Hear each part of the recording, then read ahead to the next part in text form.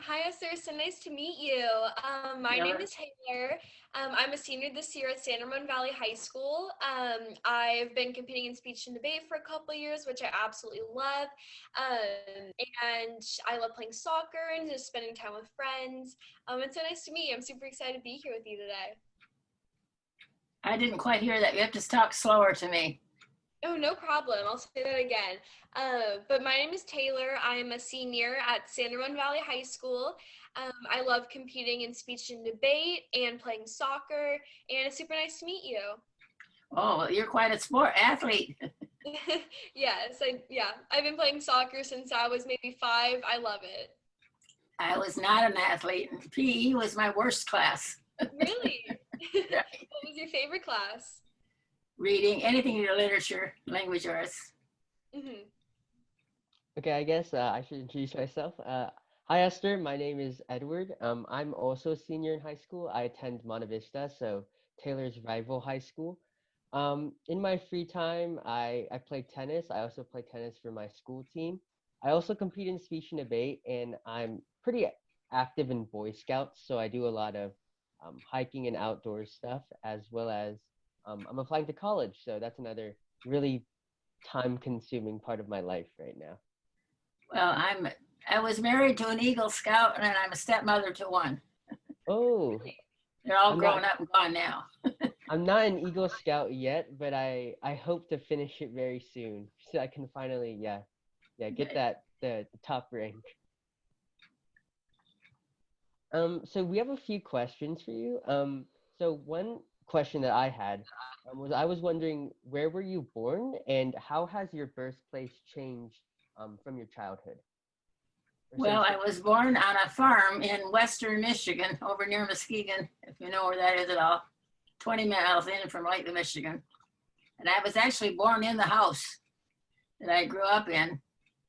And now, of course, for the next two children, my mother went to the hospital after having me at home. But the area has changed in that it's still rural, but now the farmers play golf on Saturday. My father worked from dawn until dark, 6 days a week. And he didn't believe in working on Sunday, but he did have to milk the cows every morning and night on Sunday too. But now it's also all the little farms. That was an 80-acre farm, which was average then. Then he had to rent another field before he quit farming. But now everybody buys up all the 80-acre farms that are for sale, and they farm 3 or 4 of them or 6 of them. You know, uh, but then another thing that's happened in the area that's just counter to that is that the Amish people have moved in, and they're farming with horses in old ways. And so if you drive down the roads now, you see signs to watch out for a horse and buggy. And Sunday morning when I was visiting my sister, I'd hear the horses clip clop past the house. And that's another change, is that all the gravel roads are now paved over, and all the dirt roads are now gravel roads back there. So then the town was very nice, and getting long-winded here. It was 2 blocks long, a really nice small town atmosphere. All the stores and businesses were locally owned. And then they moved a great big Walmart store 2 miles west of town on good agricultural soil. And now everything's built up between downtown and Walmart, and the old downtown is kind of a ghost town. Well, growing up on a farm, what kind of activities did the children in your area commonly do for fun? Like, what were some common games or activities that you like to do? When I was a child, Yes. well, we made up our own games pretty much, and we even made up our toys sometimes, although my parents were pretty generous with toys. But um, we loved to hike out in the fields, and we'd pretend we'd make believe games. Make believe games. The corn crib was a prison. We'd climb up on the prison wall and look out of the prison. And I had quite an imagination. And we'd climb on the beams in the farm and the barn and jump down in the haystacks. And we like to. I had roller skates, but only about 20 feet of sidewalk. So I go up and back and down and back, and that would be it. We like, Michigan has a lot of trout streams and a lot of lakes. And so whenever we had my father could get free, we would go to Lake Michigan and swim and play on the beach and play in the sand. We like to do that a lot, but it was almost all make up your own game. And at the school, I went to a country school, and at the school they played softball, and we played a game called Any Eye Over, which I'd have to explain to you. And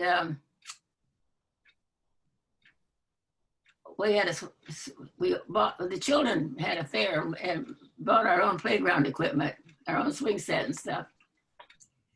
But I guess that pretty well covers it.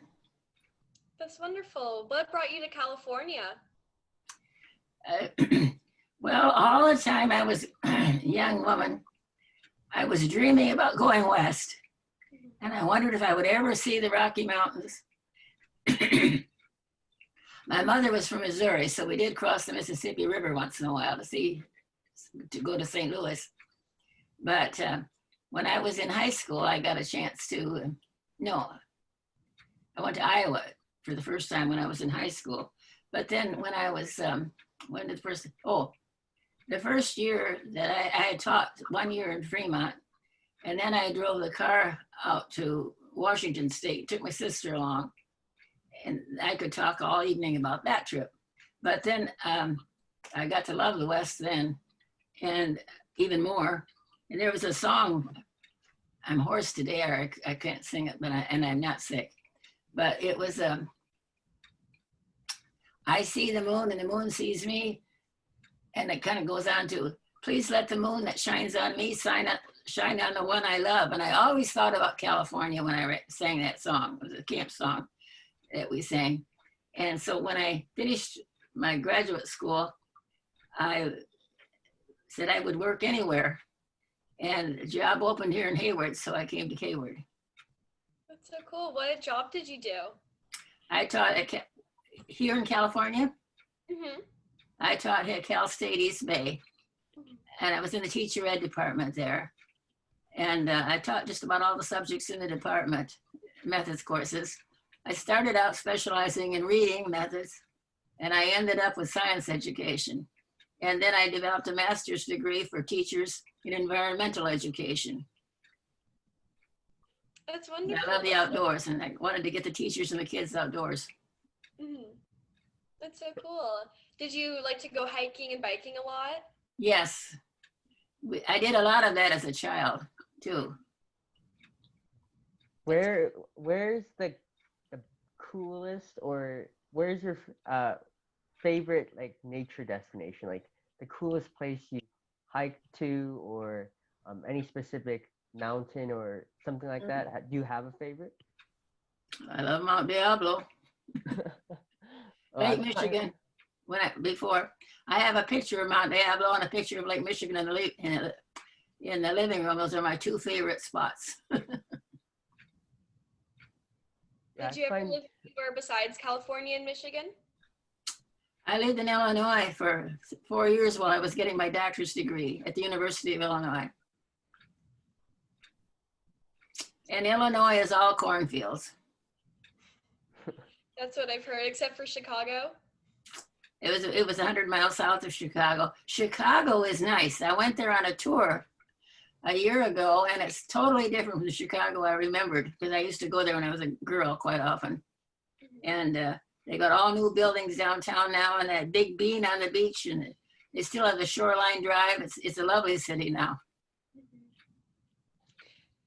Yeah, I'm actually applying to the University of Illinois this college admission cycle, and one of the things I remember the admissions officer saying was it's almost like a small town, like almost like, what's the word to put it, cozy sort of feeling, because you're like everyone gets to know each other because at Urbana-Champaign, because everyone's sort of within the small areas, you get to know everyone in the community.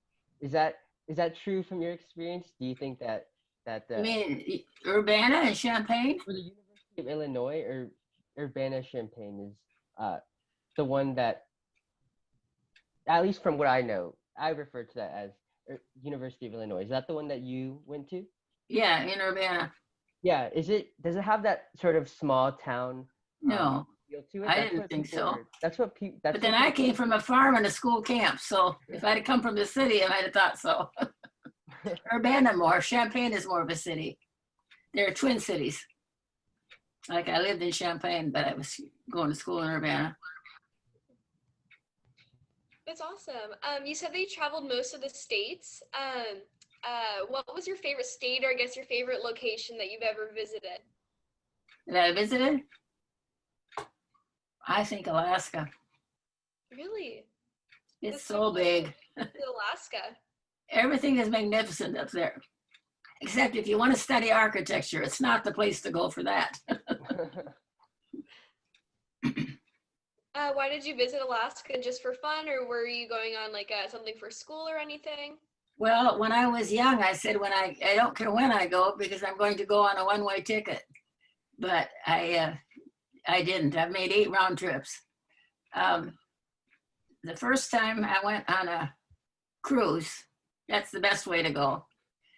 And it was an interesting ship because it was called World Explorer, and they have a year at sea for high school kids.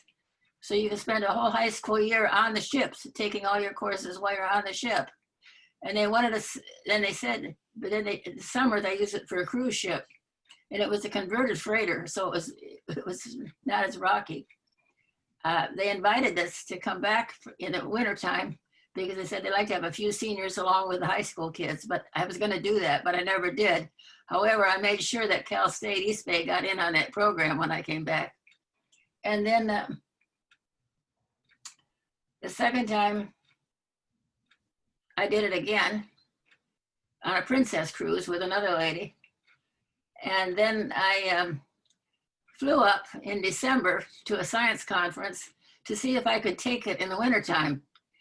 But it happened that it was just at that time, they were having a Chinook and it was just as warm as Michigan in the wintertime. So it wasn't any good test at all. And I visited some friends in Fairbanks on that trip. Then I married Bob Rice, and then he was in charge of the science symposiums, which I mentioned in my little summary. And so we flew up twice for the high school science contest in Anchorage.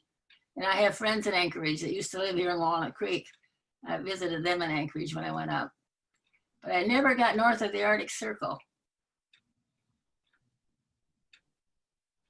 That's wonderful. Have you ever visited anywhere outside of the United States? Yes, I've never been to Asia, but I have been to as far south as Panama. I've been in Mexico and Costa Rica and Panama.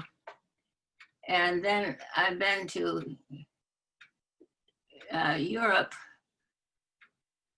3 times. That's so cool. I know. I really hope to travel the world someday. Actually, my friend and I were supposed to do a trip to Europe this summer, just kind of because we're graduating this year and we've been saving up for a long time. But with COVID, I don't know if it's going to work out, but Europe seems absolutely beautiful. I'm so jealous that you got to go. Yeah, I have the first one time when I went, I took my niece along who had just finished high school with all A's. And so,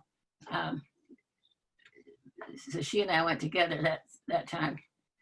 The other thing I was going to say is that I have a young man living with me named Francis, and he is from Montreal, and he went all over Europe when he was a young man with his father, and then after he finished school, he went by himself a lot, so he would be a good one to talk to.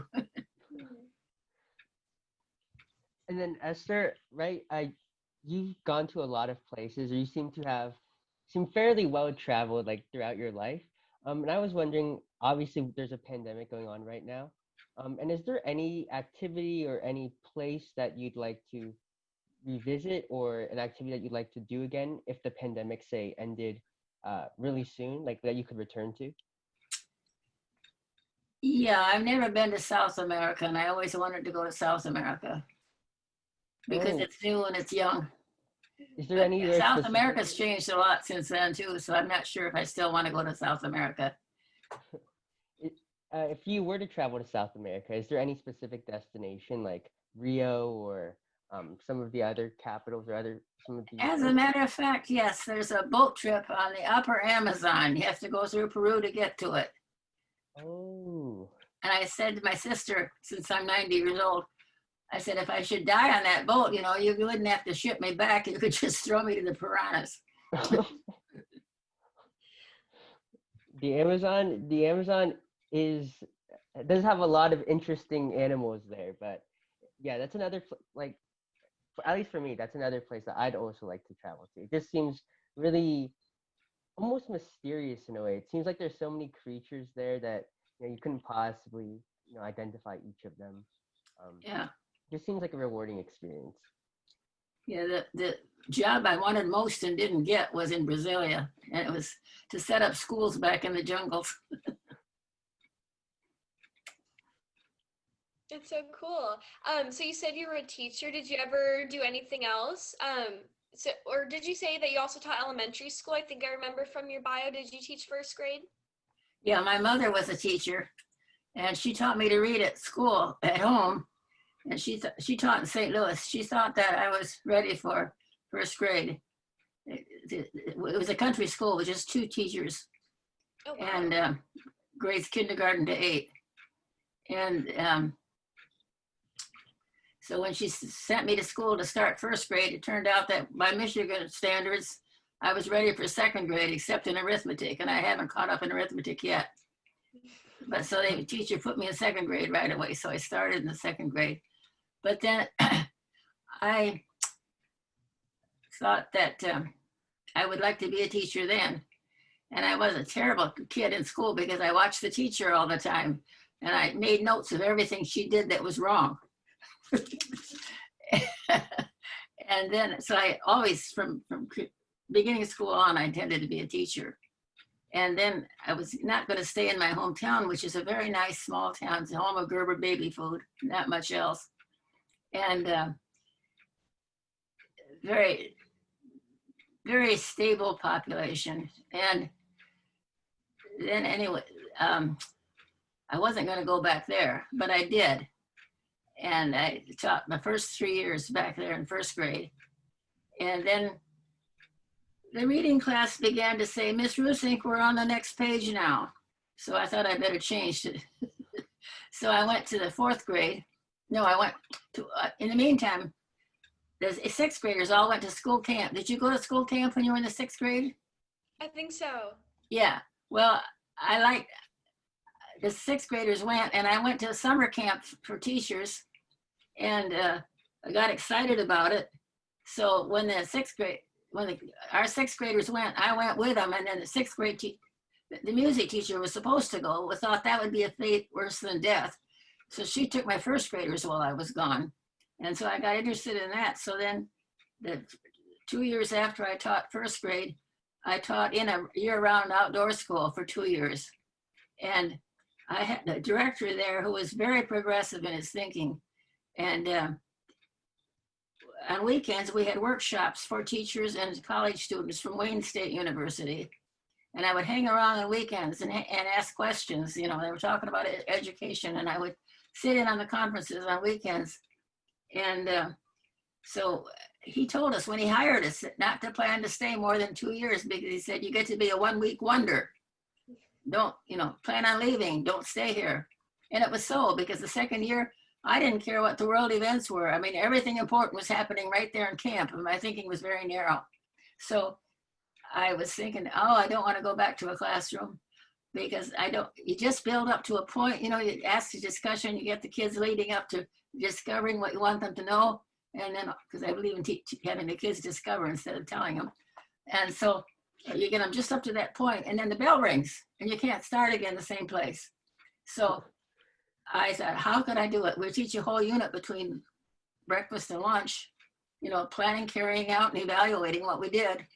And so I didn't know what to do. And he said, you ask too many questions. You need to go on to graduate school. And I had never thought of it, because nobody in my whole family had ever been to college before except my mother. since they came to America. My grandparents came. And so I thought, college was something, but to go on. But we had a lot of student teachers in the outdoor school, and we would sit up at night eating bologna and talking about education and talking about kids. And so I decided that that's what I wanted to do. So I applied to 30 colleges and got in at the University of Illinois, had a assistantship I could live on. So that was why I went there. So then I went into teacher training from there. But the outdoors school, 2 years, was the most fun of all the teaching I did. I loved it. That's wonderful. That's really awesome. You taught college students after that? Yeah, and then after that at Hayward, I taught college students.